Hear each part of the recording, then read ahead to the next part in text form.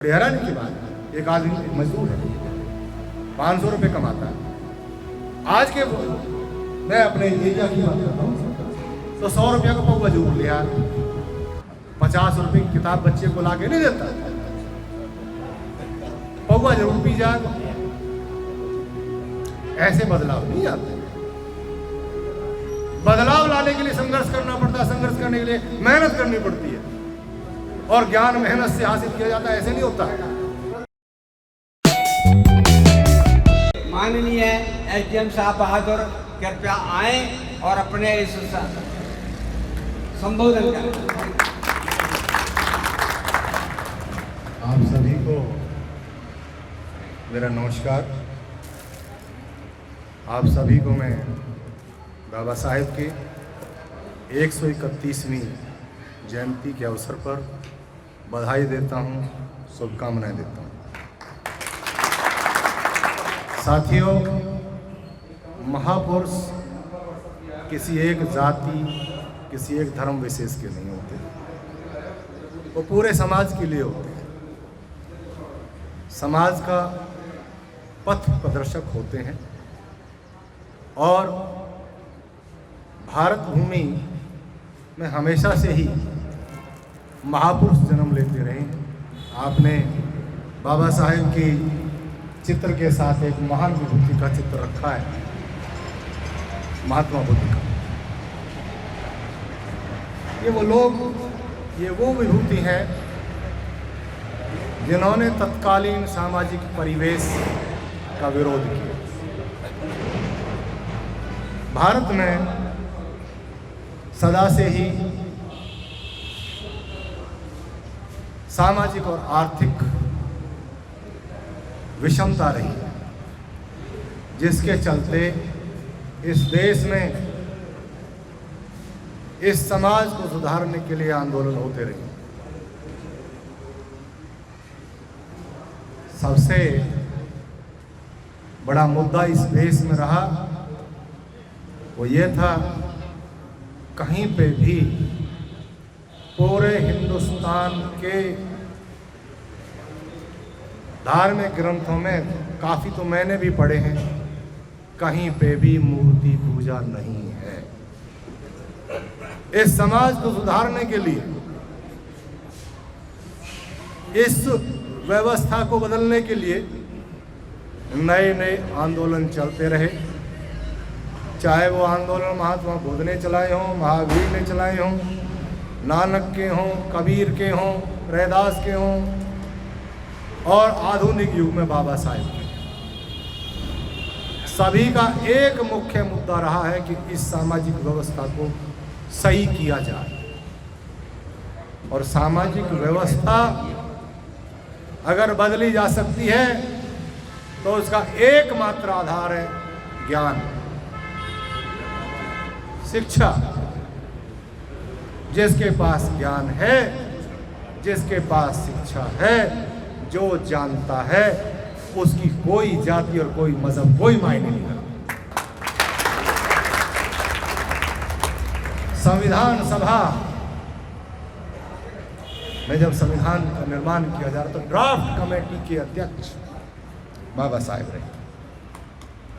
क्या ये केवल जाति के आधार पर रहे या केवल धर्म के आधार पर रहे? नहीं, अपने ज्ञान के आधार पर।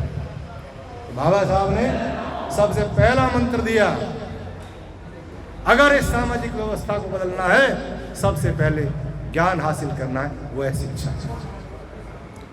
शिक्षित बनो सबसे पहले, क्योंकि जब तक आप शिक्षित नहीं हैं तब तक आप अपने आप को नहीं पहचान पाएंगे और ना ही अपने अधिकारों के लिए संघर्ष कर पाएंगे। बाबा साहब जिस स्टेट में जन्मे, जिस समाज में पैदा हुए, वो व्यवस्था यहाँ से काफी भिन्न थी। वो व्यवस्था कैसी थी?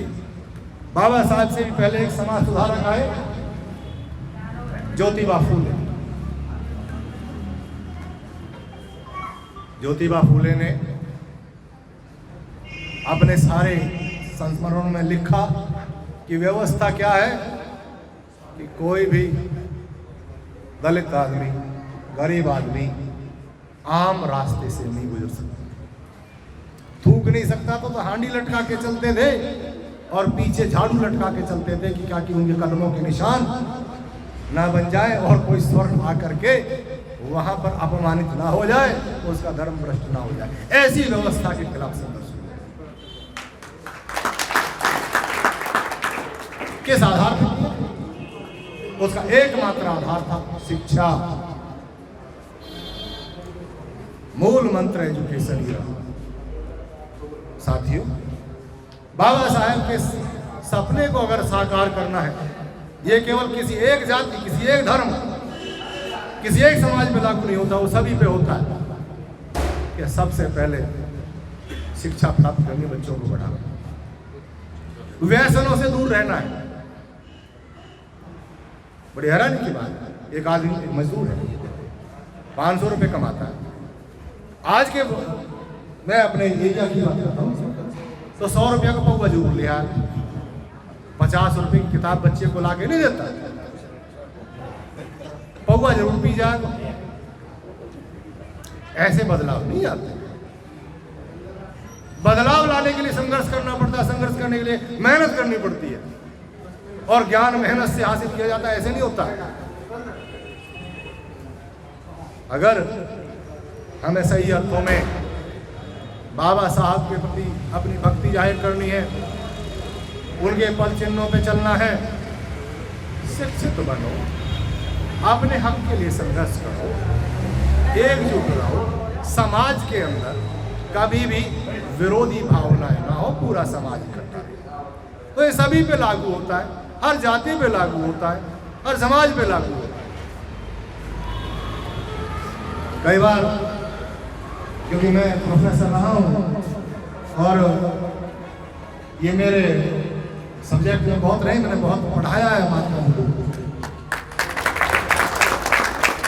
मैं बार बार एक ही सवाल करता था कि ये दलित ही बौद्ध धर्म की तरफ क्यों गए, जैन धर्म में क्यों नहीं चले गए?